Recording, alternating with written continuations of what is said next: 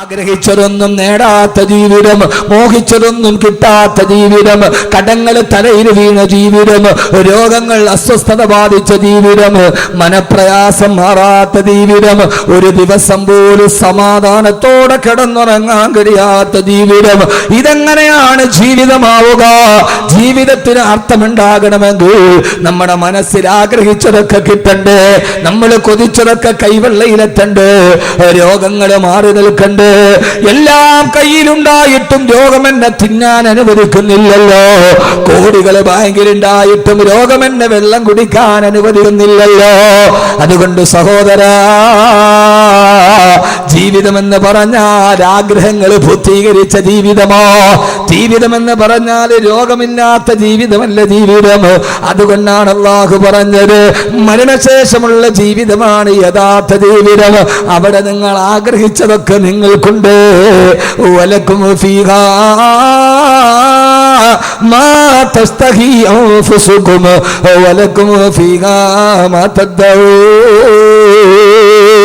അവിടെ നിങ്ങൾ മനസ്സിൽ ആഗ്രഹിച്ചതൊക്കെ നിങ്ങൾക്ക് ഞാൻ ഇവിടെ വെച്ചിട്ടുണ്ട്. നിങ്ങൾ മനസ്സിൽ കൊതിച്ചതൊക്കെ നിങ്ങൾക്ക് ഞാൻ വെച്ചിട്ടുണ്ട്. ആ മരണശേഷമുള്ള സ്വർഗ ജീവിതത്തിൽ രോഗങ്ങളില്ല, കടങ്ങളില്ല, പ്രയാസങ്ങളില്ല, ദുഃഖങ്ങളില്ല, ആകുലതയില്ല. നിന്റെ കണ്ണിലൂടെ ഒരു തുള്ളി കണ്ണീര് പോലും നീ ഒഴുക്കണ്ട. അവിടെ നിനക്ക് ഞാൻ ജീവിക്കാനുള്ളതൊക്കെ വെച്ചിട്ടുണ്ട്. പച്ചപ്പരവതാനി വിരിച്ച പുൽമേടുകളുടെ താഴ്ഭാഗത്തുകൂടി കാലിൽ കിടക്കുന്ന സുന്ദരി പെണ്ണിന്റെ കാലിൽ കിടക്കുന്ന വെള്ളിക്കൊലുസ് പോലെ തടം തല്ലിയാത്തൊടുകുന്ന കൊച്ചരുവികളുണ്ടവിടെ, ഒറ്റമുത്തിനാളുള്ള വീടുണ്ടവിടെ, സുന്ദരിയായ പെൺകുട്ടിയുണ്ടവിടെ, ഊഞ്ഞാലാട്ടാൻ തോഴിമാരുണ്ടവിടെ, ആഗ്രഹിച്ച പഴങ്ങളുണ്ടവിടെ, സ്വർണ്ണ നൂലുകൾ കൊണ്ട് നെയ്തുണ്ടാക്കപ്പെട്ട കട്ടിലുണ്ടവിടെ. അവിടെ നിന്നെ മനസ്സുകൊണ്ട് കുറ്റപ്പെടുത്താൻ പോലും ഒരാളും അവിടെ ഇല്ലല്ലോ. അതുകൊണ്ട് എന്റെ സഹോദരാ, സഹോദരി, ഈ ദുനിയാവിന്റെ ആഗ്രഹത്തോടും ഈ ഭൂമിയോടുള്ള പ്രണയത്തോടും വിട പറയുക. എന്നിട്ട് അല്ലാഹുവിന്റെ മരണശേഷമുള്ള ലോകത്തിന് വേണ്ടി ഒരുങ്ങുക. ഈ ദുനിയാവിലെ പ്രയാസം ഒരു പ്രയാസമല്ല, ഇവിടുത്തെ പട്ടിണി ഒരു പട്ടിണിയല്ല. അതുകൊണ്ടാണ് ജീവിതം എന്തൊക്കെ പ്രയാസം വന്നാലും അല്ലാഹുവേ, അല്ലാഹുവേ, അല്ലാഹുവേ, ഈ ഭൂമിയിൽ എന്ത് വന്നാലും സഹിക്കാൻ ഞാൻ തയ്യാറാണ്. പക്ഷേ എന്നെ ആഖിറം എനിക്ക് നഷ്ടപ്പെടുത്തല്ലേ അല്ലാ. എന്റെ പരലോകം എനിക്ക് നഷ്ടമാക്കല്ലേ തമ്പുരാന്. അതുകൊണ്ടാണ് ആദരവായ പ്രവാചകൻ നബി മുഹമ്മദ് മുസ്തഫ, ആദരവായ പ്രവാചകൻ നബി മുഹമ്മദ് മുസ്തഫ, ഹബീബായ നബി മുഹമ്മദ് മുസ്തഫ സല്ലല്ലാഹു അലൈഹി വസല്ലമയുടെ പ്രിയ പത്നി ബഹുമാനപ്പെട്ട ബീവി ആയിഷ റളിയല്ലാഹു തആല ഒരു സംഭവം പറയുന്നുണ്ട്. ഹബീബായ നബി സല്ലല്ലാഹു അലൈഹി വസല്ലമ, ആദരവായ പ്രവാചകൻ നബി മുഹമ്മദ് മുസ്തഫ, ഉറക്കെ പറ, ഇങ്ങനെ പറയാ, ആദരവായ പ്രവാചകൻ നബി മുഹമ്മദ് മുസ്തഫ സല്ലല്ലാഹു അലൈഹി വസല്ലം. ഇങ്ങനെയാ സ്ഥലം. നിങ്ങൾ നന്നായിട്ട് പറഞ്ഞാൽ ഞാൻ വാളും പറയും. ഇപ്പൊ ദലിത് സാഹിബാണ് വിളിച്ച് എല്ലാവരും പറഞ്ഞു, ഉസ്താദെ കുറേ നേരം പ്രസംഗിക്കണോ. എന്നോട് പറഞ്ഞത് 9 മണിക്ക് പ്രസംഗം തുടങ്ങും, 10:30 ആകുമ്പോൾ തങ്ങൾ വന്ന് ദുആ ചെയ്യും, അപ്പോൾ പോകാമെന്നാണ്. പോവാണോ? ഇൻഷാ അല്ലാഹ്. വലിയ സുഹൃത്താണ്, മസ്കറ്റ് KMCCയുടെ പ്രസിഡന്റാണ്, തളിപ്പറമ്പ് സ്വദേശിയാണ്. അല്ലാഹു ആഫിയത്തും ആരോഗ്യവും കൊടുക്കട്ടെ. നല്ലൊരു ദീനീ പ്രവർത്തകനാണ്, ദീനീ സേവകനാണ്, ദീനീ സ്നേഹിയാണ്, പണ്ഡിതന്മാരോട് വലിയ അടുപ്പം സൂക്ഷിക്കുന്ന ഒരാളുമാണ്. അല്ലാഹു ആ ബന്ധങ്ങളെ നിലനിർത്തി തരട്ടെ. എല്ലാവരും പോവാ? ആ ശരി. അടുത്ത ജമാഅത്ത് ഭാരവാഹികളൊക്കെ ഉണ്ട്, പ്രസിഡന്റ് ഉണ്ട്. ഒരു 2 വർഷമായിട്ടൊരു ഡേറ്റ് ചോദിക്കാനാണ്, എന്നാണ് കൊടുക്കാൻ പറ്റി. അതുകൊണ്ട് എൻ്റെ പ്രിയ സഹോദരങ്ങളോട് സഹോദരിമാരോട്, ഞാൻ അത്ര വലിയ ആളൊന്നും അല്ല, വലിയ തിരക്ക് അഭിനയിക്കലുമല്ല, പിന്നെ ജീവിതം നമ്മളെ തിരക്കാക്കും. അപ്പോൾ ഈ ഡേറ്റ് തരാൻ പറ്റാത്ത ആളുകളൊന്നും പിണങ്ങരുതെന്ന് ഓർമ്മിപ്പിക്കാണ്ട്. സൗഹൃദ ബന്ധം ഡേറ്റിൻ്റെ മുകളിലാണ് വരും. ഇന്നിപ്പോൾ ബായാറെന്ന് വന്ന് ഡേറ്റ് ചോദിച്ചു, അപ്പുറത്തുമൊക്കെ ചോദിച്ചു, എല്ലാവർക്കും കൊടുക്കാൻ കഴിയില്ല. അപ്പോൾ ആ സൗഹൃദ ബന്ധങ്ങളെ, സ്നേഹത്തെ ഒരു ഡേറ്റ് അദ്ദേഹം ചോദിച്ചിട്ട് തന്നില്ലല്ലോ എന്ന് പറഞ്ഞില്ലാതാക്കരുത്. മാത്രമല്ല, ഞാനിപ്പോൾ ഒരു വലിയ പ്രൊജക്റ്റിൻ്റെ പുറകിലാണ്. അള്ളാഹു സ്വീകരിക്കട്ടെ. നമ്മൾ ഈ ഭൂമിയിലൊക്കെ ജീവിച്ചിരുന്നു എന്ന് പിൽക്കാലത്ത് വരുന്ന ആളുകൾ അറിയണ്ടേ? വേണ്ടേ? നമ്മുടേതായിട്ട് എന്തെങ്കിലും ഉണ്ടാവണം. നമ്മൾ ഖുർആൻ്റെ പ്രചാരകരാവണം. ഖുർആൻ ഒരു വെളിച്ചമാണ്. ആ വെളിച്ചം ലോകത്തിൻ്റെ മുമ്പിൽ പരത്തി കൊടുക്കാൻ നമ്മൾ ബാധ്യസ്ഥരാണ്. അള്ളാഹു നമ്മളെ അനുഗ്രഹിക്കുമാറാകണം. അപ്പോൾ എന്നോട് പറഞ്ഞത് 9 മണിയാകുമ്പോൾ പുസ്തകം പ്രസംഗം തുടങ്ങില്ല, 8:30 തുടങ്ങുക, 10:30 തങ്ങൾ വരെ പുസ്തകം നിർത്താം, ലാസ്റ്റ് ദുആ തങ്ങളാണെന്നാണ് പറഞ്ഞത്. ഇതിപ്പോൾ നേരെ തിരിഞ്ഞിട്ട് പണ്ടൊരു തീപ്പെട്ടി ഉണ്ട്, ഉൾട്ടാ പുൾട്ട. അങ്ങനെയാണ് ആ തീപ്പെട്ടിയുടെ പോകുള്ള കവറിൻ്റെ പേരെങ്ങനെയാണ്, 2 സിക്കുകാരെ തല കൊടുത്തിട്ട് 2 തല അങ്ങോട്ടും ഇങ്ങോട്ടും തിരിഞ്ഞിരിക്കും, ഉൾട്ടാ പുൾട്ട എന്നാണ്. നേരെ തിരിയുക എന്നതിൻ്റെ അർത്ഥം. ഇപ്പോൾ നേരെ തിരിഞ്ഞ് തങ്ങൾ ഇടയ്ക്ക് വന്ന് ദുആ ചെയ്തു പോയി. ലത്തീച്ച എന്നെ വിളിച്ചിട്ട് ഉസ്താദ് കുറേ നേരം പ്രസംഗിക്കണം. ഇപ്പം എന്താ ചെയ്യുക? അള്ളാഹു സ്വീകരിക്കുമാറാകട്ടെ, അള്ളാഹു സ്വീകരിക്കുമാറാകട്ടെ. അപ്പോൾ ഏതായാലും ഞാനൊരു 10:45 വരെ പ്രസംഗിക്കാമെന്ന് പറഞ്ഞിട്ടുണ്ട്.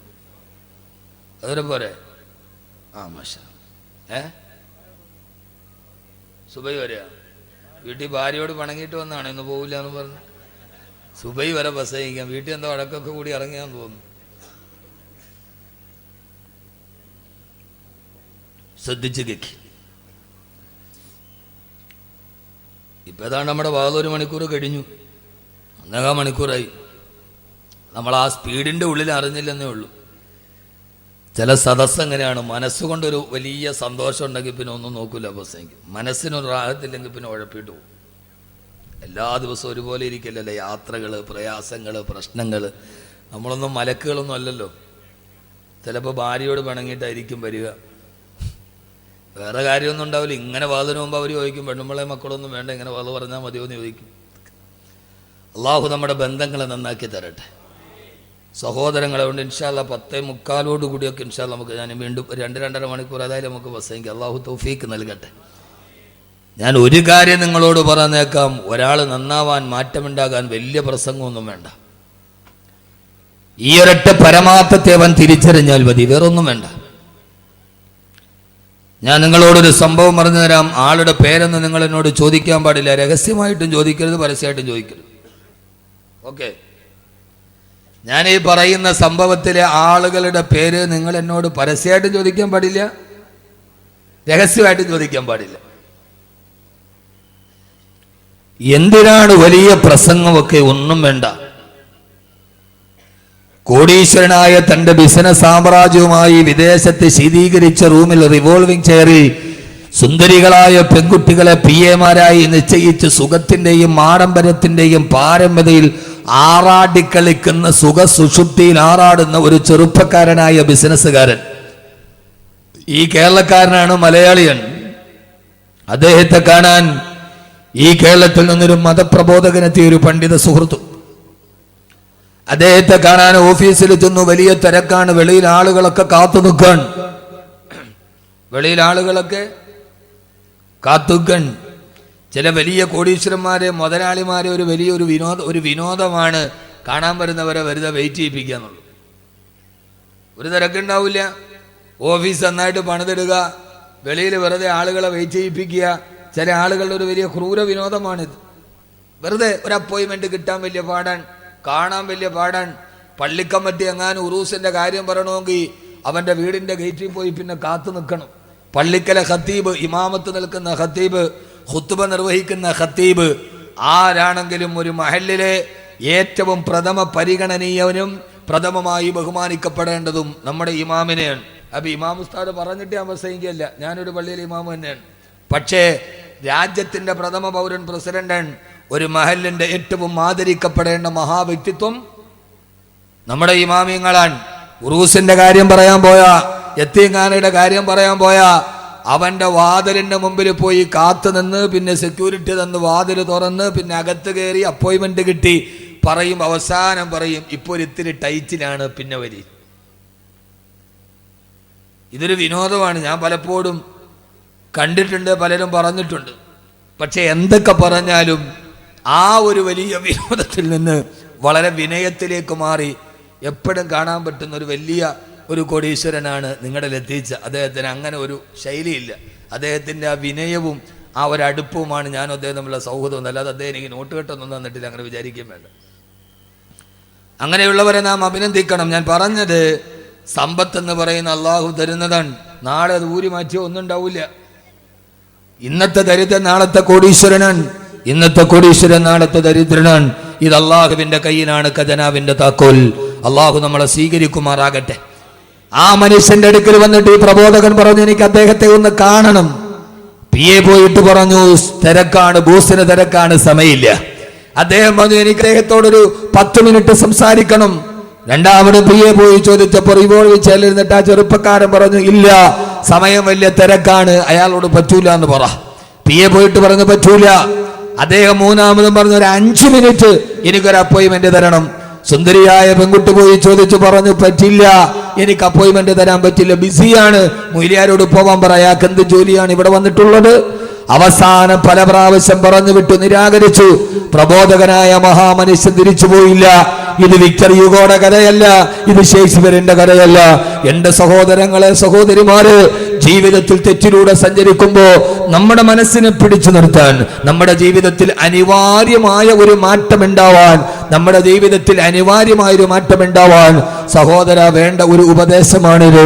അവസാനം അദ്ദേഹം പറഞ്ഞു, എനിക്ക് അദ്ദേഹത്തോട് ഒരൊറ്റ വാക്ക് പറഞ്ഞാൽ മതി, അത് പറഞ്ഞിട്ട് ഞാൻ പൊക്കോളാം. PA വീണ്ടും പോയിട്ട് പറഞ്ഞു, അയാൾ പോകുന്നില്ല, ഒരു വാക്ക് പറയാനുള്ള സമയം വേണമെന്നാണ് പറയുന്നത്.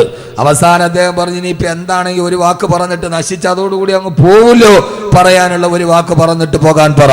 പണ്ഡിതൻ അനുവാദം കൊടുക്കപ്പെട്ടു. അദ്ദേഹം നേരെ വന്ന് വാതിൽ തുറന്നു. ശീതീകരിച്ച റൂമിൽ സമശീതോഷ്ണ ഉപാധി സുഖദായകമായി നിൽക്കുന്ന റൂമിന്റെ ഉള്ളിൽ റിവോൾവിംഗ് ചെയറിൽ സുന്ദരികളായ പെൺകുട്ടികൾ PA മാരായി നിൽക്കുന്ന ബിസിനസ് സാമ്രാജ്യത്തിന് അധിപതിയായ ചെറുപ്പക്കാരന്റെ നേരെ ഈ പണ്ഡിതൻ വന്ന് വിരൽ നേരെ ചൂണ്ടിയിട്ട് റിവോൾവിംഗ് ചെയറിൽ കറങ്ങി അഹങ്കാരത്തോടെ നടന്ന ആ ചെറുപ്പക്കാരന്റെ മുഖത്തു നോക്കിയിട്ട് പറഞ്ഞു, ഒരു ദിവസം നീ മരിക്കും.